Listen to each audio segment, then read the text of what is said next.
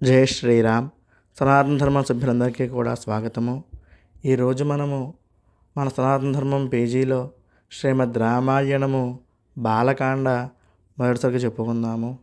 ఓం శ్రీ మహాగణాధిపతయే నమః. శ్రీ మహాసరస్వతే నమః. శ్రీ గురుభ్యో నమః. హరి ఓం. ఓం శుక్లాంబరధరం విష్ణుం శశివర్ణం చతుర్భుజం ప్రసన్నవదనం ధ్యాయేత్ సర్వవిఘ్నోపశాంతయే. అగజానన పద్మార్క్యం గజాననమహర్నిశం అనేకదం తం భక్తానాం ఏకదంతం ఉపాస్మహే. వక్రతుण्ड మహాకాయ కోటిసూర్యసమప్రభ నిర్విఘ్నం కురు మే దేవ సర్వకార్యేషు సర్వదా. ఓం శుక్లాం బ్రహ్మ విచారసార పరమాం ఆద్యాం జగద్వ్యాపినీం వీణాపుస్తకధారిణీమభయ జాడ్యాంధకారాపహాం హస్తే స్ఫాటికమాలికాంచ దధతీం పద్మాసనే సంస్థితాం వందే తాం పరమేశ్వరీం భగవతీం బుద్ధిప్రదాం శారదాం. శరదిందుసమాకారే పరబ్రహ్మస్వరూపిణి వాసరాపేఠనిలయే సరస్వతీ నమోऽस्तुते. యా కుందేందుతుషారహారధవళా యా శుభ్రవస్త్రావృతా యా వీణావరదండమండితకరా యా శ్వేతపద్మాసనా యా బ్రహ్మాచ్యుతశంకరప్రభృతిభిర్దేవైः సదా పూజితా సా మాం పాతు సరస్వతీ భగవతి నిశ్శేషజాడ్యాపహ. కూజంతం రామ రామేతి మధురం మధురాక్షరం ఆరుహ్య కవితాశాఖాం వందే వాల్మీకికోకిలం. గోష్పదేకతవారాశం వశికీకృతరాక్షసం రామాయణ మహామాలారత్నం వందే అనిలాత్మజం. మనోజవం మారుతతుల్యవేగం జితేంద్రియం బుద్ధిమతాం వరిష్టం వాతాత్మజం వానరయోధముఖ్యం శ్రీరామదూతం శిరసా నమామి. బుద్ధిర్బలం యశోధైర్యం నిర్భయత్వమరోగతాం అజాడ్యం వాక్పటుత్వం చ హనుమత్స్మరణా భవేత్. వైదేహీ సహితం సురద్రుమతలే హైమే మహామండపే మధ్యే పుష్పకమాసనే మణిమయే వీరాసనే సుస్థితం. అగ్రే వాచయతి ప్రభంజనసుతే తత్వం మునిభ్యః పరం వ్యాఖ్యాతం భరతాదిభిః పరివృతం రామం భజే శ్యామలం. నమోస్తు రామాయ సలక్ష్మణాయ దేవ్యై చ తస్యై జనకాత్మజాయై. నమోస్తు రుద్రేంద్రయమానిలేభ్యో నమోస్తు చంద్రార్కమరుద్గణేభ్యః. ఓం శ్రీ గురుభ్యో నమః. హరి ఓం. ఒకానొక సమయంలో వాల్మీకి మహర్షి నారద మహర్షి కలిసి ఉండగా వారు మాట్లాడుకుంటున్న సమయంలో అప్పుడు వాల్మీకి మహర్షి నారద మహర్షిని ఈ విధముగా అడిగారట. ఓ నారద మహర్షి, భూలోకములో మంచి గుణములు గలవాడు, పరాక్రమవంతుడు, ధర్మాత్ముడు, ఎదుటివారి యందు ఆదరభావము కలవాడు, చేసిన మేలు మరువనివాడు, ఎల్లప్పుడూ సత్యాన్నే పలికేవాడు, దృఢమైన సంకల్పం కలవాడు, అనుకున్న పని నెరవేర్చే గుణము కలవాడు, ఈ సద్గుణములు కలవాడు ఎవరైనా ఉన్నారా? ఇంతేకాదు, మంచి నడవడిక కలిగిన వారు, సర్వభూతములయందు ప్రీతి కలిగిన వారు, అన్ని విద్యలు నేర్చినవారు, తనకు అసాధ్యము అంటూ ఏదీ లేదు అని నిరూపించబడిన వారు, ఎల్లప్పుడూ ఆనందంతో తొణకిసలాడేటటువంటి వారు, అటువంటి వ్యక్తి ఎవరున్నారు? ఓ మహర్షి, చెదరని ధైర్యము గలవారు, కోపము అంటే ఎరుగనివారు, మంచి తేజస్సుతో విరాజిల్లేవారు, అసూయ ద్వేషాలను దగ్గరకు చేరనియ్యనివారు, యుద్ధరంగంలో దిగితే దేవతలకు కూడా భయపడనివాడు. ఇటువంటి సద్గుణాలు కలిగిన మానవుడి గురించి వినాలని నాకు చాలా కుతూహలంగా ఉంది. దయచేసి నాకు వివరించండి. ఎందుకంటే మీరు ముల్లోకములో సంచరిస్తూ ఉంటారు, అందువలన మీకు తెలిసే అవకాశం ఉంది. కాబట్టి అటువంటి లోకోత్తర పురుషుని గురించి నాకు తెలియజేయండి అని ఈ విధంగా వాల్మీకి మహర్షి నారదుల మహర్షిని వారిని అడిగారట. అప్పుడు దానికి సమాధానంగా నారద మహర్షి వాల్మీకితో ఈ విధముగా అన్నారట. ఓ మహర్షి, నీవు చెప్పిన గుణములు సామాన్య మానవులలో సాధారణంగా కనిపించవు. ఎందుకంటే అవి అసాధారణము, దుర్లభములైన గుణములు. కానీ అట్టి గుణములు కలిగిన ఒక మహాపురుషుడు ఉన్నాడు. ఆయన గురించి చెబుతాను విను. ఈ భూమండలంలో ఇక్ష్వాకు వంశము ప్రసిద్ధి చెందింది. ఆ వంశములో రాముడు అనే పేరు గల ఒక మహాపురుషుడు జన్మించాడు. ఆ రాముడు జనులు అందరి చేత కూడా కీర్తింపబడ్డాడు. ఆ రాముడు స్థిరమైన బుద్ధి గలవాడు, మహావీరుడు, మంచి ప్రకాశము కలవాడు, అసాధారణమైన ధైర్యము కలవాడు. అంతేకాదు ఆ రాముడు బుద్ధిమంతుడు, నీతిమంతుడు, సకల శాస్త్ర పారంగతుడు, శ్రీమంతుడు. రాముడు శత్రుభయంకరుడు, ఆజానుబాహుడు, స్ఫురద్రూపి మరియు అందగాడు, విశాలమైన వక్షస్థలము గలవాడు. రాముని ధనుస్సు చాలా గొప్పది, శత్రువులను నాశనం చేస్తుంది. రాముడు అంత పొట్టివాడు కాదు అని చెప్పి మరీ పొడుగు కాదు. రాముడికి అన్ని అవయవములు కూడా సమపాళలో ఉన్నాయి. సకల శుభలక్షణ సమన్వితుడు రాముడు. రాముడు సకల ధర్మములో తెలిసినవాడు, సత్యమునే పలికేవాడు, ఎల్లప్పుడూ ప్రజల హితమును కోరేవాడు, మంచి యశస్వి, జ్ఞాన సంపన్నుడు, ఎల్లప్పుడూ శుచిగా ఉంటాడు, శరణు కోరిన వారిని రక్షించేవాడు. ఆ రాముడు ప్రజాపతితో సమానమైన వాడు, దుష్ట శిక్షణ శిష్టరక్షణ పట్ల ఆసక్తి గలవాడు, ధర్మాన్ని ఎల్లప్పుడూ పరిరక్షించేవాడు. రాముడు తనను తాను రక్షించుకుంటూ తన వారిని కూడా రక్షించేవాడు. రాముడు వేదములు వేదాంగాలు కూడా చదివినవాడు, ధనుర్వేదములో దిట్ట. రాముడు సకల శాస్త్రముల అర్థములను కూడా తెలిసినవాడు, మంచి జ్ఞాపక శక్తి గలవాడు, మంచి ప్రతిభావంతుడు, సర్వలోక ప్రియుడు, సాధుజనులయందు దీనులయందు దయ కలిగినవాడు. నదులన్నీ సముద్రమును చేరినట్టు సత్పురుషులందరూ కూడా రాముని వద్దకు చేరుతారు. రాముడు అందరినీ సమానంగా ఆదరిస్తాడు. రాముడు సముద్రము వలె గంభీరంగా ఉంటాడు, హిమాచలము వలె ధైర్యంగా నిలబడతాడు. ఇటువంటి సకల సద్గుణ సంపన్నుడు కౌశల్యకు పుత్రుడిగా జన్మించాడు. ఆ రాముడు పరాక్రమములో మహావిష్ణువుతో సమానమైనవాడు. చంద్రుడిని చూస్తే ఎంత ఆనందకరంగా ఉంటుందో రాముడిని చూస్తే కూడా అంతే ఆనందం కలుగుతుంది. కానీ రాముడికి కోపం వస్తే ప్రళయాగ్ని స్వరూపుడు. ఇంకా రాముడు ఓర్పులో భూదేవిని, దానములో కుబేరుడిని, సత్యము పలుకుటలో ధర్మదేవతను మించినవాడు. అటువంటి రాముడికి తండ్రి దశరథుడు సకల గుణాభిరాముడైన రామునికి యువరాజ్య పట్టాభిషేకం చేయాలని సంకల్పించాడు. ఇది దశరథుని భార్య అయిన కైకకు నచ్చలేదు. ఆ సమయంలో ఆమె దశరథుడిని తనకు పూర్వం ఇస్తానన్న 2 వరాలు ఇమ్మని కోరింది.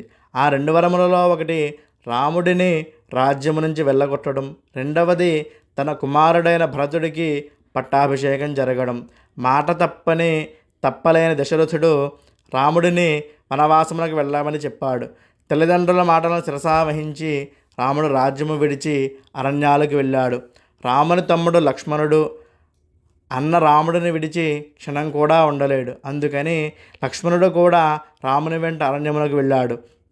రాముని భార్య సీత రామునికి ప్రాణసమానురాలు. ఆమె జనక మహారాజు యొక్క కుమార్తె, సర్వలక్షణ సంపన్న, నారీలోకములో ఉత్తమురాలు. చంద్రుడిని అనుసరించి రోహిణి ఉన్నట్టుగా రాముడిని విడిచి ఉండలేక సీత కూడా రాముని వెంట అడవులోకి వెళ్ళింది. రాముడు లక్ష్మణుడు సీత అడవులకు వెళుతుంటే అయోధ్య ప్రజలు రామునితో పాటు గంగా నది వరకు వచ్చారట. ఆ తరువాత రాముడి ఆదేశం మేరకు అయోధ్యకు మరలిపోయారట. రాముడు సీత లక్ష్మణుడు ఆ రాత్రికి శృంగభేరపురములో ఉన్న గుహుడు అనే నిషాదుడిని కలుసుకున్నారట. ఆ తరువాత రాముడు తన సారథిని రథమును వెనక్కి తీసుకొని వెళ్ళమని పంపివేశాడు. మరునాడు వారు గంగానదిని కూడా దాటారు. ఒక వనము నుండి మరొక వనమునకు వెళుతూ భరద్వాజ మహర్షి ఆదేశం మేరకు చిత్రకూటము అనే ఒక పర్వతాన్ని చేరుకున్నారు. అక్కడ ఒక పర్ణశాలను నిర్మించుకున్నారు. అక్కడ ఏ చీకు చింత లేకుండా హాయిగా నివసిస్తున్నారు. ఇక్కడ అయోధ్యలో ఉన్న దశరథుడు పుత్రవియోగము తట్టుకోలేక స్వర్గస్థుడయ్యాడు. దశరథుని మరణం తరువాత భరతుడిని రాజ్యాభిషిక్తుడిని కమ్మని వశిష్ఠుడు మొదలగు వారు కోరారు. కానీ భరతుడు దానికి ఒప్పుకోలేదు. రాముని ఆజ్ఞ కొరకు భరతుడు రాముడు ఉన్న చోటికి వెళ్ళాడు. రాముడికి తండ్రి మరణ వార్తను తెలిపి తిరిగి అయోధ్యకు వచ్చి రాజ్యమును స్వీకరించమని కోరాడు. ధర్మాత్ముడైన రాముడు తండ్రి ఆజ్ఞ పాలించడం తన ధర్మమని రాజ్యపాలనకు ఒప్పుకొనలేదు. రాముడు తన పాదుకలను భరతుడికి ఇచ్చాడు. తనకు బదులుగా సింహాసనము మీద వాటిని ఉంచమన్నాడు. తగు మాటలు చెప్పి భరతుడిని వెనక్కి పంపివేశాడు. భరతుడు రామపాదుకలను భక్తితో స్వీకరించి అయోధ్య వెలుపల ఉన్న నంది గ్రామమునకు వెళ్ళాడు. అక్కడ రాముడి పాదుకలు ఉంచాడు. రాముడి ఆగమనాన్ని కోరుకుంటూ అక్కడే ఉండి రాజ్యపాలనను సాగించసాగాడు. ఇక తరువాత రాముడు దండకారణ్యంలోకి ప్రవేశించాడు. అక్కడ నివసిస్తున్న విరాధుడు అనే ఒక రాక్షసుడిని చంపాడు. శరభంగ మహర్షిని, సుతీక్ష్ణ మహర్షిని, అగస్త్య మహర్షిని ఆయన భ్రాతను సందర్శించాడు. ఆ ప్రకారంగా అరణ్యంలో నివసించుచున్న రాముడిని అక్కడ ఉన్న మునులు చూడడానికి వచ్చారు. తమకు రాక్షస బాధ ఎక్కువగా ఉన్నదని, ఆ రాక్షసులను సంహరించి తమకు రక్షణ కల్పించమని రాముడిని కోరారు. తాను రాక్షస సంహారం చేస్తాను అని రాముడు ఆ ఋషులకు మాట ఇచ్చాడు. ఆ దండకారణ్యంలో రావణుని సేనలు ఉన్నాయి. రావణుని చెల్లెలు పేరు శూర్పణఖ. ఆమె కామరూపిణి. ఆమె రాముడిని కామించింది. అప్పుడు రాముని సోదరుడు లక్ష్మణుడు ఆమె ముక్కు చెవులు కోసి విరూపిగా చేశాడు. అప్పుడు శూర్పణఖ వెళ్ళి రావణుడి సైన్యాధిపతులైన ఖర, దూషణ, త్రిశూరులకు తనకు జరిగిన అవమానం గురించి చెప్పింది. వారందరూ రావణుడి మీద యుద్ధానికి వచ్చారు. అప్పుడు రాముడు వారితో యుద్ధం చేసి వారందరినీ కూడా సంహరించాడు. ఆ ప్రకారంగా రాముడు తాను దండకారణ్యములో ఉన్నప్పుడు జనస్థానములో నివసించుచున్న రాక్షసులను 14,000 మందిని సంహరించాడు. ఈ వార్త రావణాసురుడికి తెలిసింది. అతనికి కోపం వచ్చింది. తనకి సాయం చెయ్యమని మారీచుడు అనే రాక్షసుడిని కోరాడు. కానీ మారీచుడు ఒప్పుకోలేదు. ఖరదూషణాది రాక్షస వీరులను సంహరించిన రాముడు వంటి మహావీరునితో వైరం పెట్టుకోవద్దని హితవు చెప్పాడు. కానీ రావణుడు వినలేదు. మారీచుడిని బలవంతంగా ఒప్పించాడు. మారీచుని వెంటబెట్టుకుని రావణుడు రాముడు ఉండే ఆశ్రమానికి వెళ్ళాడు. మారీచుని సహాయముతో రాముడిని, లక్ష్మణుడిని దూరంగా పంపాడు. మాయోపాయంతో రావణుడు సీతను అపహరించాడు. అడ్డు వచ్చిన జటాయువును వధించాడు. రామలక్ష్మణులు ఆశ్రమానికి తిరిగి వచ్చారు, కానీ సీతాదేవి కనపడలేదు. సీతను వెతుకుతుంటే జటాయువు కనిపించాడు. సీతను రావణుడు అపహరించాడు అని తెలుసుకున్నారు. జటాయువుకు ధన సంస్కారాలు చేశారు. ఆ తరువాత సీతను వెతుకుతూ అడవిలో తిరుగుతున్నారు. కబంధుడు అనే రాక్షసుడిని చూశారు. తమకు అపకారము చేయబోయిన కబంధుడిని చంపి అతనికి శాప విముక్తి కలిగించారు. కబంధుడు వారిని శబరి ఆశ్రమానికి వెళ్ళమని చెప్పాడు. కబంధుని శరీరమునకు అంత్యక్రియలు చేశారు రామలక్ష్మణులు.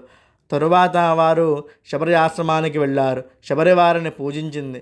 ఆ తరువాత వారు పంపానదీ తీరమునకు వెళ్ళారు. అక్కడ హనుమంతుడిని చూశారు. వానరరాజైన సుగ్రీవునితో స్నేహము చేశారు. రాముడు తన గురించి, సీతాపహరణం గురించి సుగ్రీవునికి చెప్పాడు. సుగ్రీవుడు తనకు తన అన్న వాలికి ఉన్న వైరం గురించి రాముడికి చెప్పాడు. రాముడు వాలిని చంపుతానని ప్రతిజ్ఞ చేశాడు. కానీ రాముడు వాలిని చంపగలడా అని సుగ్రీవునికి అనుమానం కలిగింది. అంతకు పూర్వము వాలి చేతిలో చచ్చిన దుందుభి అనే రాక్షసుని శరీరమును రాముడికి చూపాడు. రాముడు ఆ రాక్షసుని శరీరమును తన కాలి గోటితో 10 యోజనములు దూరంగా పడేటట్లు విసిరివేశాడు. ఒకే ఒక బాణంతో 7 మద్ది చెట్లను కూల్చాడు. అప్పుడు సుగ్రీవునికి రాముని మీద నమ్మకం కుదిరింది. ఇక ఆ తరువాత రాముడిని వెంటబెట్టుకొని వాలి ఉన్న గుహ వద్దకు వెళ్ళాడు. సుగ్రీవుడు బయట ఉండి సుగ్రీవుడు గట్టిగా అరిచాడు. ఆ అరుపు విని వాలి బయటకు వచ్చాడు. వాలి భార్య తార వాలిని యుద్ధానికి వెళ్ళవద్దని వారించింది, కానీ వాలి వినలేదు.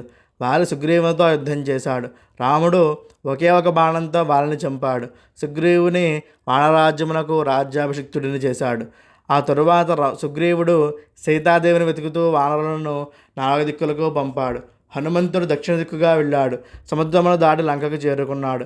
అశోకవనంలో రాముని కొరకు శోకించుచున్న సీతను చూశాడు. హనుమంతుడు సీతను కలుసుకున్నాడు. రాముడు ఇచ్చిన ఉంగరమును గుర్తుగా చూపించాడు. రామసుగ్రీవుల మైత్రి గురించి చెప్పాడు. తరువాత హనుమంతుడు అశోకవనము యొక్క తోరణ ద్వారమును ధ్వంసము చేశాడు. తనను పట్టుకోబోయిన రావణుడి సేనాపతులను 5గురిని చంపాడు. అక్షకుమారుడిని చంపాడు. చివరకు బంధింపబడ్డాడు. తరువాత తనను తాను విడిపించుకొని లంకానగర దహనం చేశాడు. హనుమంతుడు లంక నుండి రాముని వద్దకు వచ్చాడు. సీతను చూశాను అని రాముడితో చెప్పాడు. తరువాత వానరసేనలతో సముద్ర తీరానికి చేరుకున్నారు రాముడు సుగ్రీవుడు. తనకు దారి ఇవ్వమని సముద్రుడిని తన రామబాణములతో అల్లకల్లోలము చేశాడు. సముద్రుని మాట ప్రకారం రాముడు నీరునితో వారధి కట్టించాడు. ఆ సేతువు మీదుగా లంకకు చేరుకున్నారు. రావణునితో యుద్ధం చేసి రావణుడిని సంహరించాడు. కానీ అన్ని రోజులు పరాయి వాడి వద్ద ఉన్న సీతను పరిగ్రహించడానికి సందేహపడ్డాడు. ఆ మాటలు భరించలేక సీత అగ్నిప్రవేశం చేసింది. అగ్నిదేవుడు వచ్చి సీత కల్మషము లేనిది అని చెప్పాడు. అప్పుడు రాముడు సీతను స్వీకరించాడు. రావణ సంహారం చేసిన రాముడిని సమస్త దేవతలు అర్షులు ఎంతగానో శ్లాఘించారు. ఆ తరువాత రాముడు విభీషణుడిని లంకారాజ్యములకు రాజును చేశాడు. రాముడిని చూడడానికి వచ్చిన దేవతలు వరాలు ఇచ్చారు. ఆ వర ప్రభావంతో యుద్ధంలో చనిపోయిన వానరులందరూ కూడా బతికారు. అందరూ పుష్పక విమానం ఎక్కి అయోధ్యకి వెళ్ళారు. రాముడు ముందు భరద్వాజాశ్రమునకు వెళ్ళాడు. హనుమంతుడిని నందిగ్రామంలో ఉన్న భరతుని వద్దకు పంపాడు. తరువాత రాముడు నందిగ్రామమునకు వెళ్ళాడు. తన సోదరులను కలుసుకున్నాడు. మునివేషములను వదిలి క్షత్రియోచితములైన దుస్తులు ధరించారు రాముడు, సీత, లక్ష్మణుడు. రాముడు అయోధ్యకు పట్టాభిషిక్తుడయ్యాడు. రామ పట్టాభిషేకానికి లోకాలన్నీ కూడా ఎంతగానో సంతోషించాయి. రాముడి పాలనలో ప్రజలందరూ ధర్మబద్ధంగా నడుచుకున్నారు. సకాలంలో వానలు కురిసి దుర్భిక్షమంటూ లేకుండా పోయింది. తండ్రి జీవించి ఉండగా పుత్రులు మరణించడం లేదు. స్త్రీలకు వైధవ్యం లేదు. స్త్రీలందరూ పతివ్రతలుగా ఉన్నారు. రామరాజ్యంలో అగ్నిభయం లేదు, చోరభయం లేదు, జలభయం లేదు, ఆకలి భయం కానీ ఏమీ లేవు. రాజ్యములో ధనధాన్యాలు సమృద్ధిగా ఉండేవి. ప్రజలందరూ ఎంతో సంతోషంతో జీవించారు. రాముడు లెక్కలేనన్ని అశ్వమేధ యాగములు చేశాడు. లక్షల కొలది గోవులను బ్రాహ్మణులకు దానంగా ఇచ్చాడు. రామరాజ్యములో 4 వర్ణముల వారు తమ తమ పనులను సక్రమంగా చేసుకుంటూ సంతోషంగా జీవించారు. ఆ ప్రకారంగా రాముడు 11,000 సంవత్సరములు రాజ్యపాలన చేసి చివరికి బ్రహ్మలోకం చేరుకున్నాడు. ఈ రామచరిత్ర అతి పవిత్రమైనది. సమస్త పాపాలను నాశనం చేస్తుంది, పుణ్యములను కలగజేస్తుంది. ఈ రామకథ వేదసమ్మతము. ఈ రామకథ చదివిన వారికి, విన్నవారికి సమస్త పాపములు తొలగిపోతాయి. వారికి ఆయుష్ వృద్ధి చెందుతుంది. పుత్రపౌత్రాదులతో సుఖ సంతోషాలు అనుభవిస్తారు. తరువాత స్వర్గలోకము చేరుకుంటారు. ఇది వాల్మీకి విరచిత శ్రీమద్ రామాయణము మహాకావ్యంలో బాలకాండ మొదటి సర్గ. హరి ఓం తత్సత్. అందరికీ కూడా చిన్న మనవి, ఇలాగే ఇక నుంచి మన సనాతన ధర్మంలో రామాయణం వస్తూ ఉంటుంది. రామాయణం వినాలి అనుకునే ప్రతి ఒక్కరూ కూడా ఈ ఛానల్ని సబ్స్క్రైబ్ చేయడమే కాకుండా ఈ రామాయణం మీద ఆసక్తి ఉన్న వారందరికీ కూడా, చదవలేక తెలుసుకోవాలని కుతూహలం ఉన్న వారందరికీ కూడా దీన్ని పంపగలరు. హరి ఓం తత్సత్.